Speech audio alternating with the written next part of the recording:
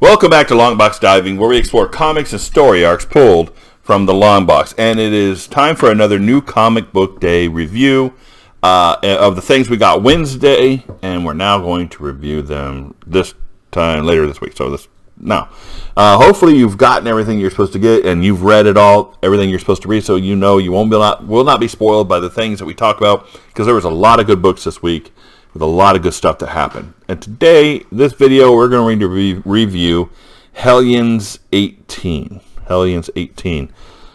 Now, unfortunately, and to my great displeasure, this is the last issue of Hellions. Which is kind of sad, because in my opinion, Hellions is probably the #1 X book, other than Inferno, etc., #1 X book running right now. Nothing else matches up. And it's only gotten 18 issues. Zeb Wells, he's been doing a fantastic job on this book. Carlos, the art. Carlos and Stefan Segovia split art work on this, and it was just fantastic. It was good stuff. But yet, it's now going away. And I'm not 100% sure why.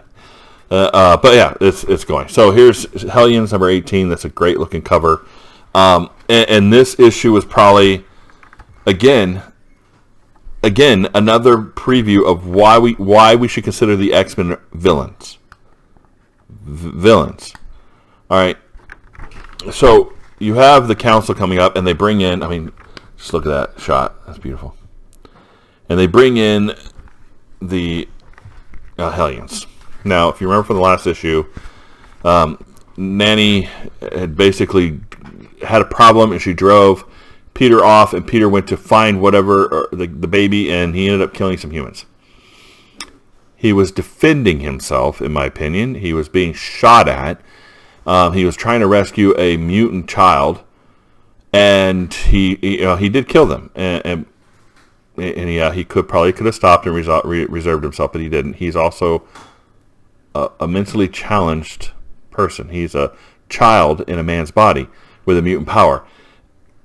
And all right, so the X-Men go to arrest the Hellions. We get a nice little fight between the two. And Manuel, Empath, turns on them and makes them all go, "Oh yeah, we'll quit, we'll surrender." And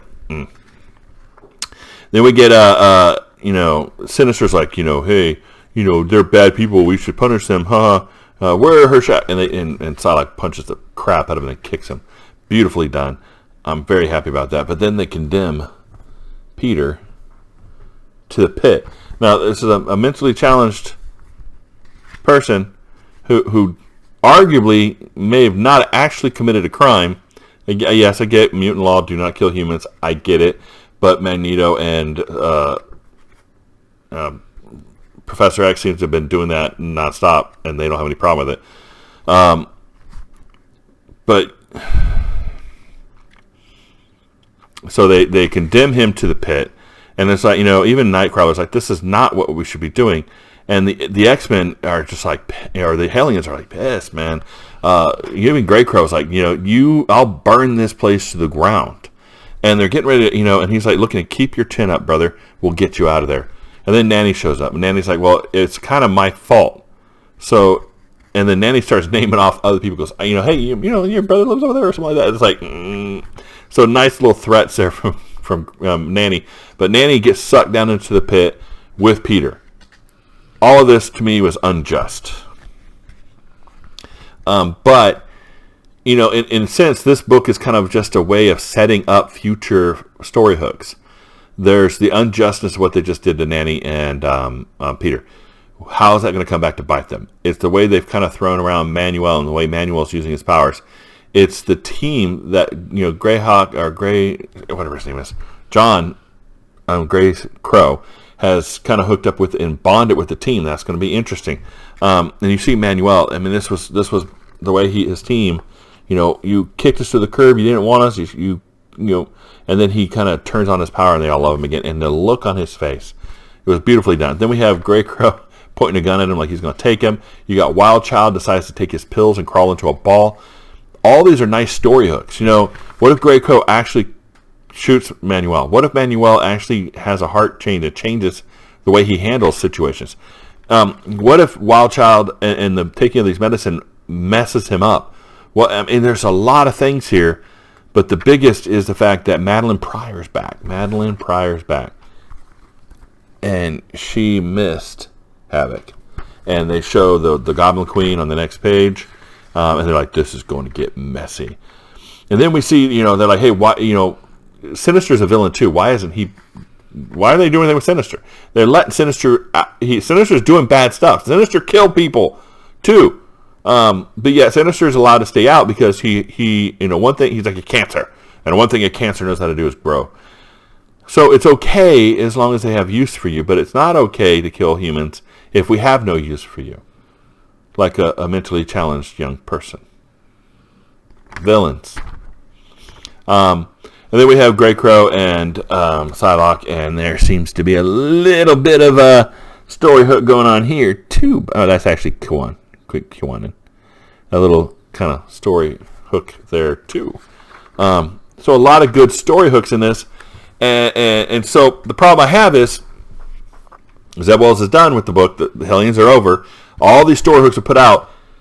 Who's going to be there to take these story hooks and run with them? I mean, Hickman's leaving, right? Hickman's leaving. So we got Dugan. I hate his X-Men. Leah Williams, not been doing great. And I don't know who's going to take over on this. And who's going to run with this good team and this good stories that Zeb Wells has hooked up for anybody. And yet I don't think anybody's actually going to be able to run with it. They're all going to drop the ball, and it's going to be dropped storylines, and I don't think anything's going to come of it. And that kind of makes me a little sad. So, cover, I'm going to give it it's a 2.5. It's okay. It's not super duper. Art in here, I'm going to give it 3, and the story with all the, I'm going to say because of the story and all the cover, the hooks, definite 3. So we're looking at a 2.7, just above average. It was pretty good. I think they could have had the option to have been great, but I just have the feeling like everything that happened in here and all the hooks that he's leaving, it is just basically going to just be dropped and forgotten into oblivion, and it's going down the memory hole, which is sad. But Hellions recommend. We'll see you next time here